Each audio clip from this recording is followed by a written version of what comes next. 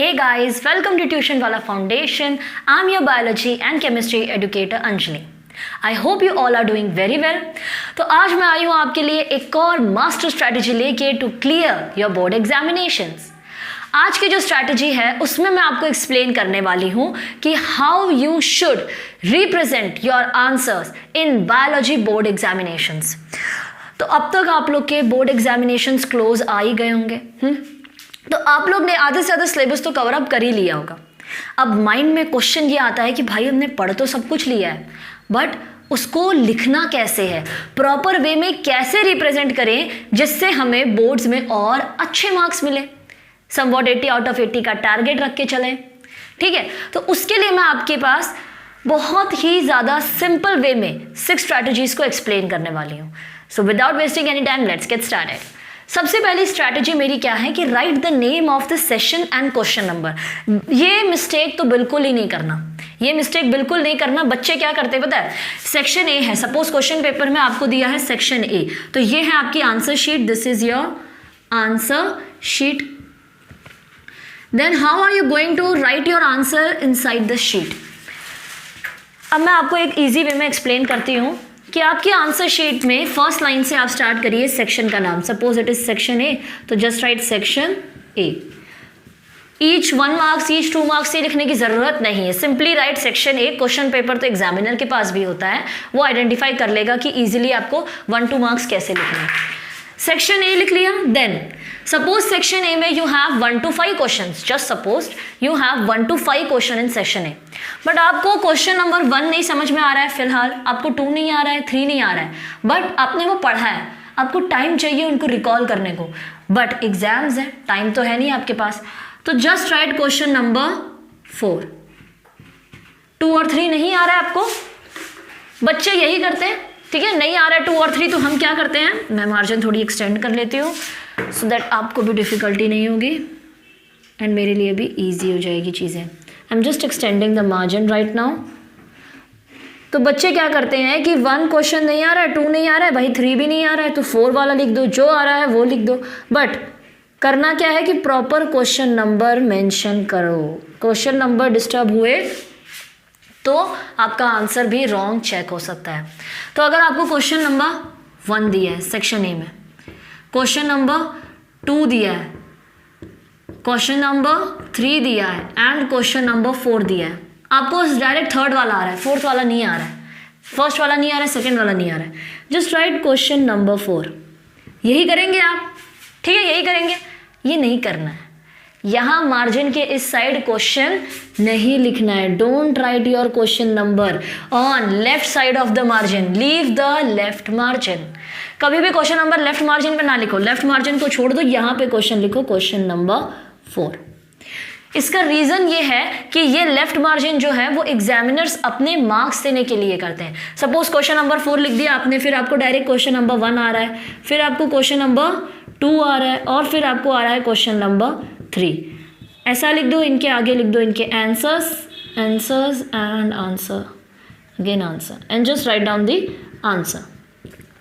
तो क्या होता है, आपको ये क्वेश्चंस के इस साइड मार्क्स मिलते हैं। सपोज इसके आपको कितने मिले, 2 मार्क्स, इसके आपको 1 ही मिले, इसके आपको 2 मिल गए, इसके आपको 1 भी मार्क्स नहीं मिले।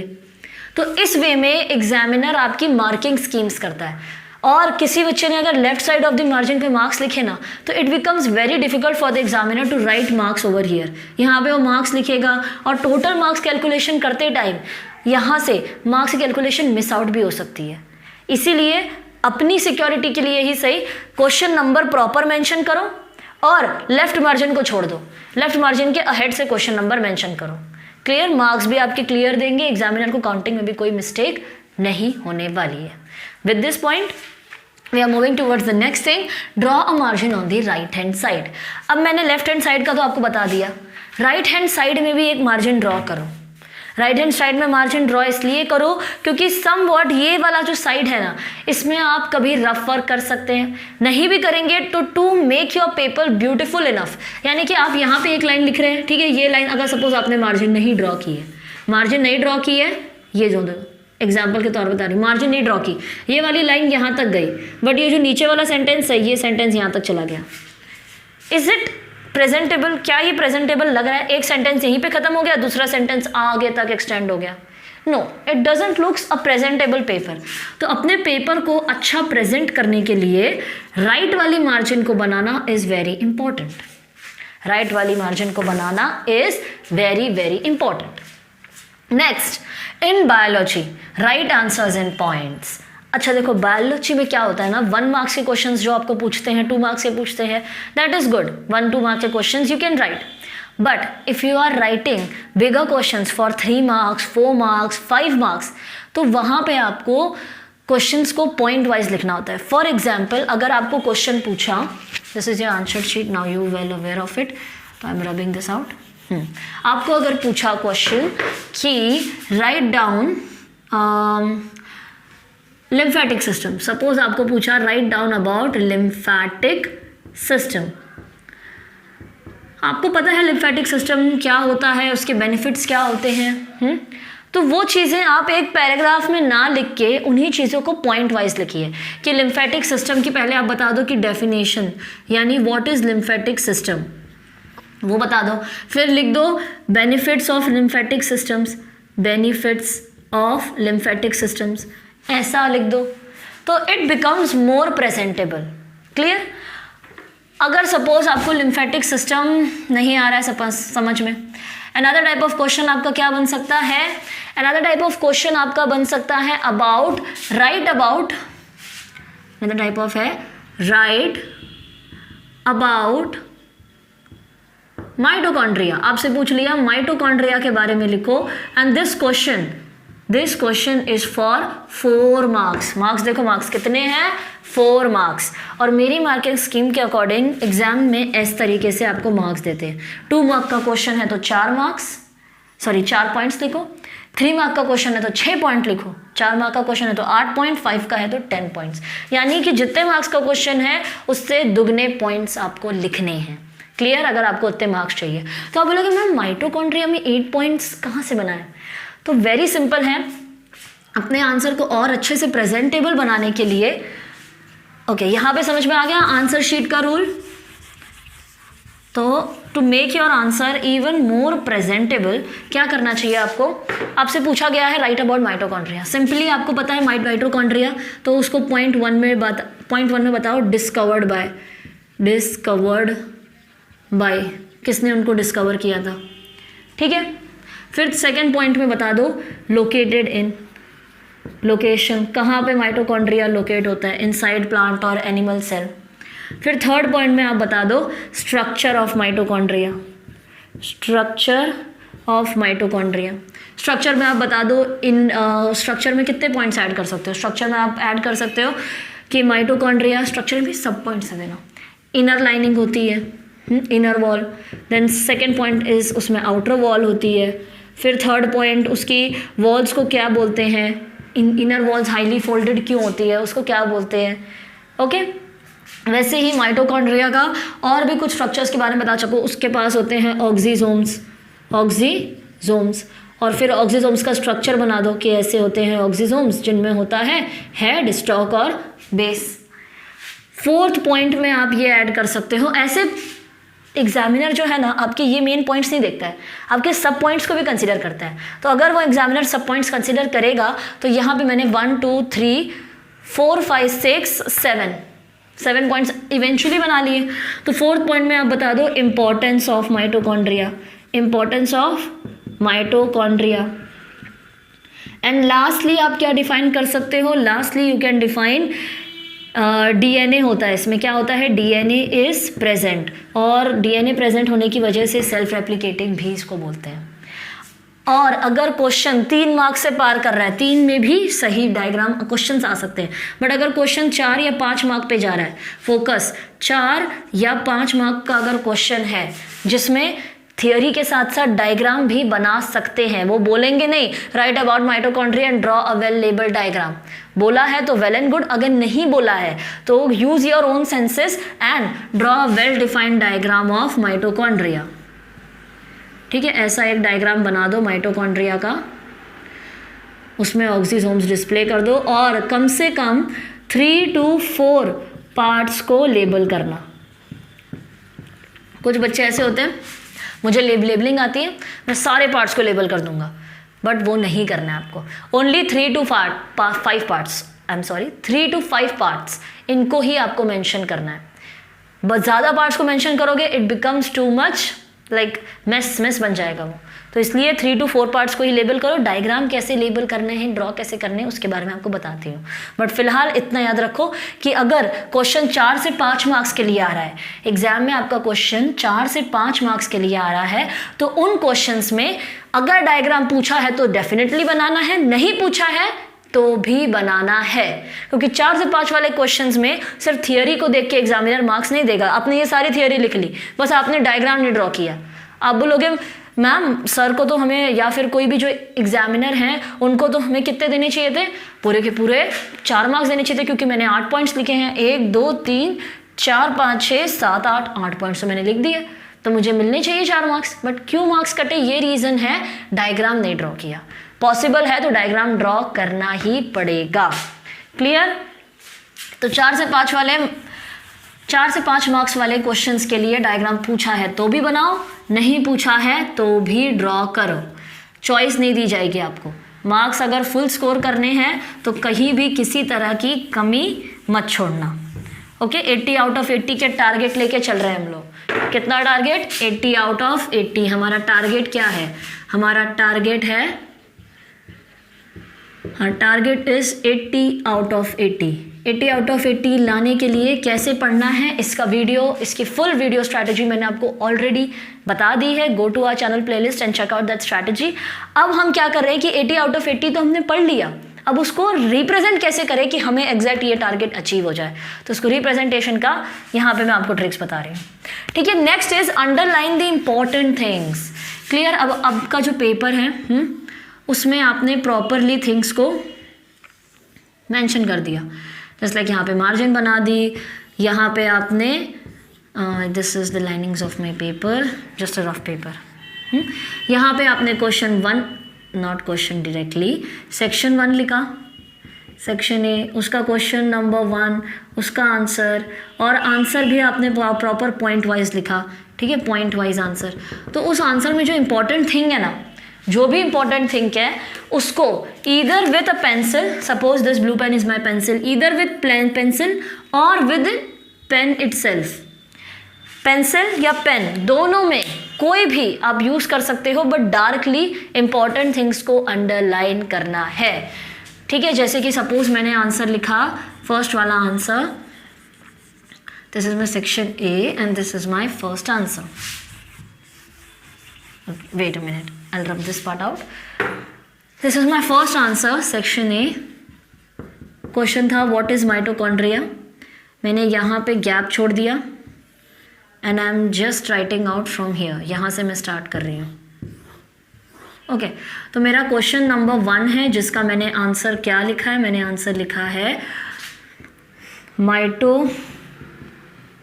mitochondria is the powerhouse of cell. Clear? तो अब यहाँ पे मुझे इंपॉर्टेंटली उनको क्या बताना है कि मुझे पता है कि माइटोकॉन्ड्रिया जो है वो पावर हाउस है। Mitochondria is the power house. तो ऐसे पेंसिल से, इधर पेन से ही आपको उसे डार्कली अंडरलाइन करना है।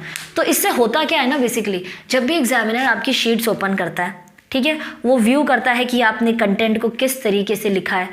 एग्जामिनर के पास हंड्रेड्स ऑफ पेपर होते हैं एंड टारगेट कितना होता है, 1 मिनट में 1 पेपर चेक करना होता है। Even for a normal human being it is very difficult कि 1 मिनट में 1 पेपर चेक कर लो, और वो पेपर भी किसका है, वो पेपर है बोर्ड एग्जाम्स का। तो वो टारगेट अचीव करने के लिए एग्जामिनर को बहुत जल्दी पेपर को चेक करना होता है। एंड समटाइम्स लॉन्ग आंसर्स वो अच्छे से रीड ही नहीं करते, they just view some points और फिर उसके बेसिस पे they use to give you the marks.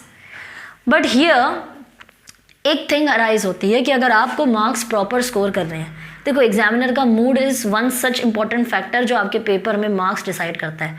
ठीक है, आपने कितने अच्छे से पेपर लिखा है, कितने अच्छे से आपने पढ़ा है, ये चीज़ों को अगर असाइड रख दे तो एक मेन फैक्टर भी आता है जो आपको ये टारगेट अचीव करने से रोक सकता है, और वो है एग्जामिनर का मूड। एग्जामिनर का मूड ज़रूरी नहीं किसी प्रॉब्लम्स, उसकी पर्सनल प्रॉब्लम की वजह से ही ख़राब हो। कभी कभी क्या होता है ना, वो ऐसे पेपर्स चेक करते जाते हैं एग्जामिनर जिसमें बच्चों ने बहुत ही गंदी हैंड राइटिंग में लिखा है, जो कि उनको समझ ही नहीं आ रहा है, कि रीड ही नहीं कर पा रहे हैं वो, तो उसके बेसिस पे मार्क्स कैसे दें। ठीक है।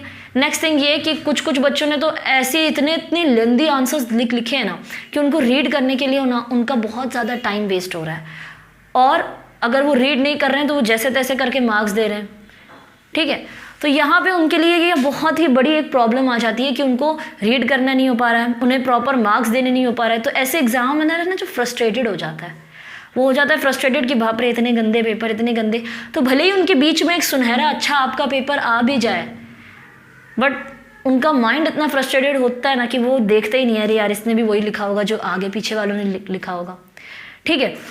तो इस चीज़ में आपको अपनी सिक्योरिटी अपने हाथ रखनी है, और वो आप कैसे रखेंगे कि अगर पहला क्वेश्चन है बहुत ही lengthy, mitochondria is the power house of the cell, ये फर्स्ट डेफिनेशन है, यहाँ पे एग्जामिनर रीड नहीं कर पाएगा, फटाफट मार्क्स दे रहा है, तो आपको क्या करना है, एग्जामिनर की इसके लिए माइटोकॉन्ड्रिया को डार्कली अंडरलाइन करना। अच्छा, यहाँ पे एक क्वेश्चन याद है, बच्चों को मैंने बोला डार्कली, तो कुछ बच्चे ऐसे जो इतना पेन से रब कर देंगे कि छेद हो जाएगा पीछे वाले पेज में, तो वो चीज़ नहीं करनी है। डार्कली का मेरा मतलब है कि सपोज ये तुम्हारा पेन है, उसको 1 टाइम अंडरलाइन करो और 2 टाइम्स, बस एकदम गड़ा के ऐसे 1 टाइम एकदम 2 टाइम ऐसे नहीं करना, पेपर हो जाएगा, फट जाएगा पेपर तुम्हारा।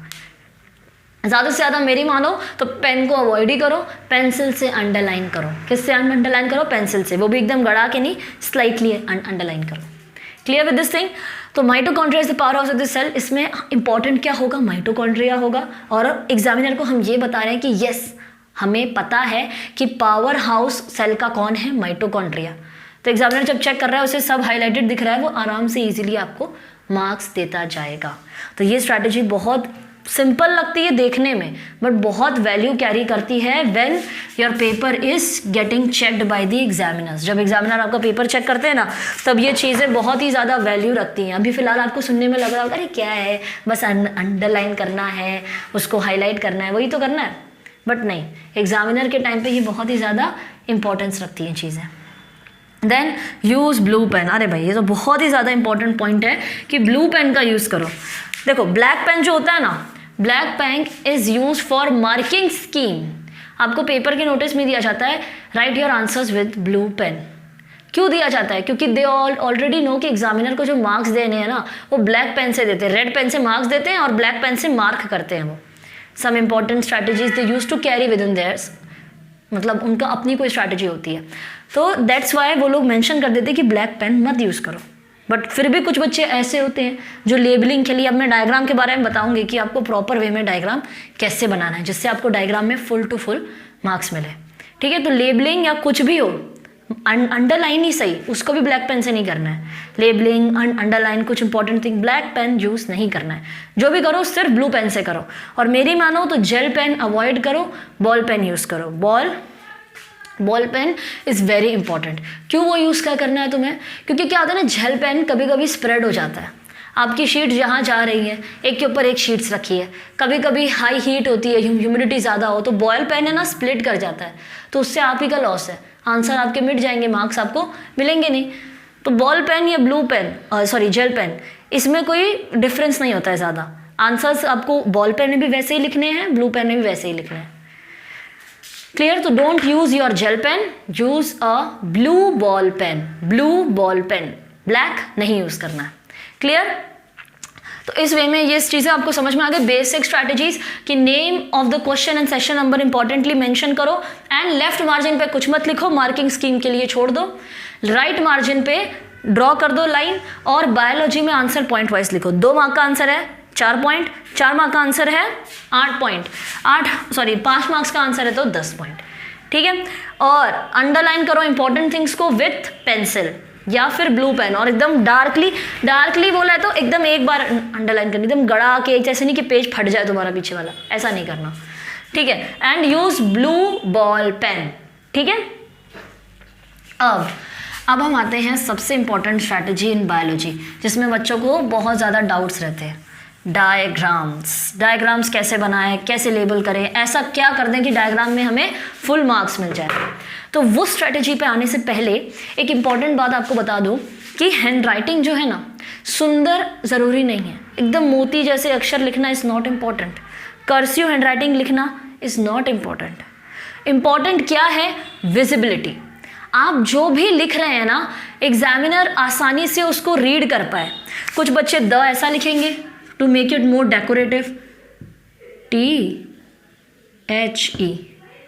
Sorry my cursive is not that good but still I have tried, कि कुछ बच्चे द ऐसा लिखते हैं THE, the, to make it more attractive.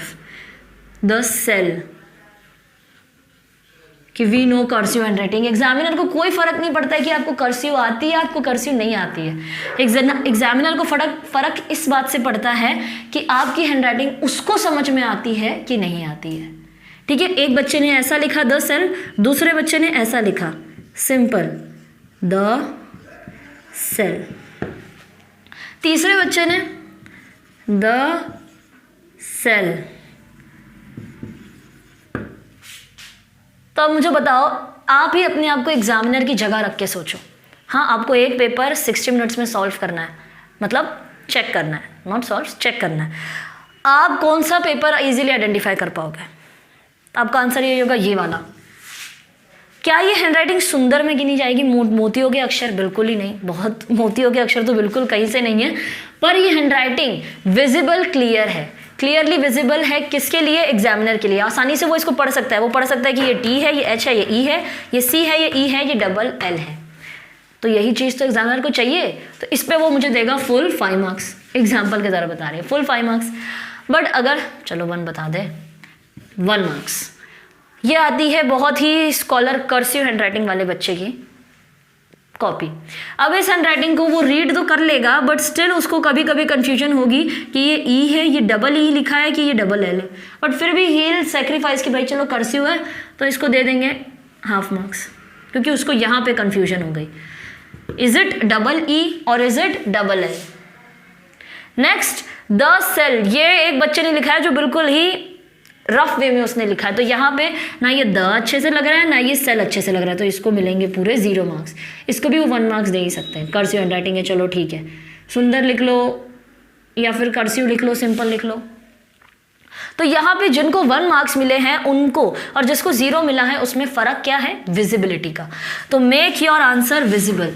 Second, जो 7th लास्ट पॉइंट मैं यहाँ पे ऐड कर देती हूँ, make your handwriting, make your handwriting visible or clear to read. Now सबसे most awaited strategy पे how to draw a diagrams in biology। ध्यान से देखना, how to draw the diagrams। कैसे ड्रॉ करें? सबसे पहली बात, डायग्राम बेस्ड जो क्वेश्चंस हैं उनकी वेटेज बहुत ज़्यादा रहती है बायोलॉजी में। Somewhat it can reach up to 10 to 12 marks, इतनी ज़्यादा वेटेज होती है डायग्राम वाले क्वेश्चंस की। अब ये जो क्वेश्चंस हैं ये किस वे में आते हैं? सबसे पहले तो they can be asked separate diagrams, separately diagram वाले क्वेश्चन पूछेंगे कि draw a well labelled diagram of not human, draw a well labelled diagram of plant cell. Separate पूछा है 3 मार्क के लिए, सेपरेट क्वेश्चन। और इधर आपको यहाँ पे सिंपल वे में और पूछ सकते हैं विथ द आंसर्स, जिसको अभी रिसेंटली हमने देखा है माइटोकॉन्ड्रिया। 4 मार्क के लिए माइटोकॉन्ड्रिया पूछा था, पॉइंट्स तो आपने उसके लिख दिए, बट माइटोकॉन्ड्रिया का डायग्राम ड्रॉ करना was also equally important. Clear with this thing? तो यहाँ पे आपके डायग्राम के 2 टाइप्स के क्वेश्चन बनते हैं, इधर they could be asked separately और विद द आंसर्स। तो यहाँ पे दोनों केसेस में आप अपने डायग्राम को कैसे रिप्रेजेंट करेंगे? अब ऐसा नहीं है कि सेपरेटली पूछा है तो बहुत अच्छे से क्लीन एकदम सुंदर डायग्राम, और आंसर्स के साथ पूछा है तो एकदम रफ कैसे भी बना दो डायग्राम। ऐसा नहीं करना है। डायग्राम को बनाने की एक स्ट्रैटेजी है। सबसे पहले सपोज डायग्राम पूछा है draw the diagram of cell, तो आप क्या करोगे? सबसे पहले सेल का डायग्राम ड्रॉ करोगे। Draw the diagram with pencil और पेन, ब्लू पेन, ठीक है, पेंसिल या ब्लू पेन किसी से भी ड्रॉ कर दो। तो यहाँ पे मैंने ड्रॉ कर दिया है सेल, नॉर्मल सेल, कोई भी एक सेल ले रही हूँ मैं। यहाँ पे मैंने उसका न्यूक्लियस बना दिया। अब यहाँ पे मैंने बना दिया गोल्जी कॉम्प्लेक्स, यहाँ पे माइटोकॉन्ड्रिया, और यहाँ पे चलो ये 2 ही चीज़ें मेंशन कर देती हूँ, भीड़ नहीं करनी। क्वेश्चन यहाँ पे ये आता है कि ना ये अच्छे से सेल लग रहा है, ठीक है, ना ये न्यूक्लियस लग रहा है, ना ये गोल्जी कॉम्प्लेक्स लग रहा है, ना ये माइटोकॉन्ड्रिया लग रहा है। तो क्या मुझे इस डायग्राम पे 5 मार्क्स मिलेंगे? क्या मुझे इस डायग्राम पे 5 मार्क्स मिलेंगे? कैसे मिलेंगे? भले ही आपकी ड्राइंग अच्छी नहीं है, भले ही आपकी ड्राइंग अच्छी नहीं है, बायोलॉजी एग्जाम है एक, इसमें आपका आर्टिस्टिक जो स्किल्स है वो इतना वैल्यू नहीं रखता है। आपको लेबलिंग प्रॉपर आनी चाहिए। क्या आनी चाहिए? लेबलिंग। अब इसमें आपको कैसे मार्क्स मिल सकते हैं? सपोज मैंने कहा कि चलो मुझे पता है कि ये है मेरा, ये क्या है, मेरी सेल मेम्ब्रेन है, तो मेंशन कर दो it is a cell membrane, ठीक है। ये है मेरा न्यूक्लियस, ये है मेरा माइटोकॉन्ड्रिया, माइटोकॉन्ड्रिया, और ये यहाँ पे तो मैं मेंशन नहीं कर सकती, टेढ़ी लाइन जाएगी, तो सिंपली लाइन को एक्सटेंड कर दो और स्ट्रेट वे में मेंशन कर दो it is my Golgi complex या गोल्जी बॉडी।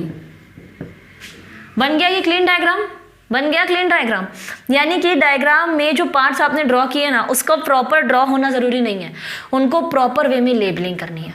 तो लेबलिंग कैसे करनी है? सबसे पहला रूल याद रखो, डायग्राम को पेंसिल या ब्लू पेन से ड्रॉ करो, इधर सेपरेटली पूछा जाए आंसर के साथ, दोनों वेज में पेंसिल या ब्लू पेन से डायग्राम को ड्रॉ करो। उसके पार्ट्स को लेबल करने का तरीका, अब यहाँ पे जो माइटोकॉन्ड्रिया है मेरा टेढ़ा जा रहा है, यहाँ पे ये टेढ़ा नहीं जाना चाहिए, माइटोकॉन्ड्रिया मेरा टेढ़ा नहीं जाना चाहिए, एक लाइन में लिखना है आपको। तो कैसे लिखोगे? माइटोकॉन्ड्रिया। अब टेढ़ा जा रहा है? नहीं, इट इज गोइंग स्मूथ। इसको भी अच्छे से अंडरलाइन कर दो। क्लियर? अब यहाँ पे मैंने सब पार्ट्स को एक ही जगह क्यों मेंशन किया? क्या मैं गोल्जी सेल मेम्ब्रेन यहाँ पे, तो यहाँ से गोल्जी कॉम्प्लेक्स, यहाँ से न्यूक्लियस, यहाँ से माइटोकॉन्ड्रिया, ऐसा नहीं करना है। लेबलिंग कर रहे हो ना बोर्ड एग्जाम्स के लिए, तो प्रॉपर वन साइड में ही लेबलिंग करनी है। अगर यहाँ पे लेबलिंग के लिए स्पेस नहीं बचा है then move towards this side, but अगर स्पेस बचा है तो एक ही साइड में लेबलिंग करनी है। Clear with this thing? अब यहाँ पे लेबलिंग तो हो गई, साइड भी हो गया। अब यहाँ पे आपको एक मार्जिन ड्रॉ करनी है, राइट मार्जिन, लेफ्ट मार्जिन सबसे अलग, बस डायग्राम के सराउंडिंग, और जहाँ पे उसके मेंशनिंग वाले लेबलिंग्स आ जाओ, डायग्राम के सराउंडिंग एक मार्जिन ड्रॉ कर दो, नीचे लिख दो किसका डायग्राम है, तो it is a diagram of cell. ऐसा नहीं होना, थोड़ा अच्छा सा बनाना आप, बट ये मैंने थोड़ा सा एग्जाम्पल के तौर पे आपको बताया, ठीक है। एक और एग्जाम्पल के तौर पे मैं आपको डायग्राम बता देती हूँ जो आपको प्रॉपर वे में मार्क्स दिला सकता है। स्टोमेटा का, कौन सा डायग्राम? स्टोमेटा का। ओके, सो स्टोमेटा का डायग्राम तो सभी ड्रॉ कर लेंगे, क्यों? लाइक दिस, ये थे हमारे गार्ड सेल्स, ठीक है, यहाँ पे था हमारा न्यूक्लियस और यहाँ पे थे हमारे क्लोरोप्लास्ट सेल्स। सराउंडिंग में इसके क्या थे? Epidermal cells, these are epidermal cells, ठीक है। ये बना दिया मैंने डायग्राम, इतना अच्छा डायग्राम नहीं है बट फिर भी चल जाएगा। अब मुझे क्या करना है? मुझे करनी है लेबलिंग। Very good. तो लेबलिंग में स्टार्ट करती हूँ गार्ड सेल से। मुझे पता है ये है मेरे गार्ड सेल्स, ये कौन से हैं मेरे? एपिडर्मल सेल्स, ठीक है। फिर मुझे पता है ये क्या है, ये है मेरा न्यूक्लियस, न्यूक्लियस, और ये क्या है मेरे? क्लोरोप्लास्ट। अब ये डायग्राम है, सपोज मुझे 3 मार्क्स के लिए दिया है, 3 मार्क्स के लिए दिया है, तो मैंने कितनी लेबलिंग करनी है? कम से कम 6 नहीं तो 5-6 लेबलिंग तो करनी है। तो कितनी हो गई अभी तक? 1 2 3 4 5, एक और लेबलिंग बची और मुझे पता है मैं कहाँ लेबलिंग कर सकती हूँ। यहाँ पे ये क्या है मेरा? Stomatal pore. यहाँ पे जगह नहीं है, कहीं जगह है मैं स्टोमेटल पोर की कर दूँ लेबलिंग, इतना नीचे जाके लेबलिंग करूँ? तो मैं क्या करूँगी? सिंपली जब ऐसा केस आ जाता है तो somehow I can move towards this side, तो अब मैं मेंशन कर दूँ this is my stomatal pore. यानी रेयर कंडीशन में जब आपके पास उस साइड बिल्कुल भी जगह नहीं बच रही है then you can move towards this side. Clear? तो ये मैंने मेंशन कर दिया। अब मेरा काम क्या है? अब मेरा काम है इसके सराउंडिंग में बॉर्डर बनाना। बना दी मैंने बॉर्डर, यस मैंने बॉर्डर बना दी। और ये डायग्राम किसका है उसको ऊपर मेंशन नहीं करना है, यानी कि यहाँ पे लिखोगे स्टोमेटा, कभी भी डायग्राम का name should be mentioned at its bottom. ठीक है, ये चीज़ एक याद रख लो तुम लोग, डायग्राम का नेम कभी भी कोई भी ऊपर मेंशन नहीं करना है, डायग्राम का नेम नीचे मेंशन करना है। तो अब तक हम लोग ने कैसी स्ट्रैटेजी देखी डायग्राम के लिए, डायग्राम सेपरेटली पूछ सकते हैं क्वेश्चंस आंसर के साथ भी। तो कैसे बनाना है आपको, नीट एंड क्लीन डायग्राम बनाओ, शेडिंग नहीं करनी है। ठीक है, पेंसिल से बच्चे शेड कर देते टू मेक इट अट्रैक्टिव, बिल्कुल नहीं करना है। ठीक है, आर्ट क्लास नहीं है, बायोलॉजी का पेपर है। ओके, शेडिंग ना करके simple neat and clean diagram बनाओ। Labelling should be done on one side, जब वन साइड में जगह खत्म हो जाए then you can move towards this side, but बहुत ही रेयर केस में। डायग्राम बनाने के बाद उसमें मार्जिन दे दो। मार्जिन देने के बाद डायग्राम किसका है उसके बॉटम में उसका नाम मेंशन कर दो। अब ये डायग्राम को फुल 3 आउट ऑफ 3 मार्क्स मिल सकते हैं विद स्टार। खुश होकर एग्जामिनर स्टार भी देगा। ठीक है, तो इस वे में आपको अपना डायग्राम ड्रॉ करना है। Draw the diagram either with pen और pencil, draw the diagram with pen और pencil, but label with the pen only. ये भी एक चीज लिख लो, labelling, label only with blue pen, वो भी बॉल पेन और dot pen. And diagram draw करना है तो you can either draw it with pencil and again with blue pen. Clear? So with this यहाँ पे हम लोग ने सारी स्ट्रैटेजीज फिनिश कर ली हैं। We have finished all our strategies regarding your board examination, how to present your biology paper. आपको अपना बायोलॉजी पेपर बोर्ड एग्जाम्स में कैसे प्रेजेंट करना है इसकी सारी स्ट्रैटेजीज हम लोग ने कवर अप कर ली है। So with this we are ending this video. Thank you for watching this video. Do like, share and subscribe to our channel Tuition Wala Foundation and hope to see you in the next session.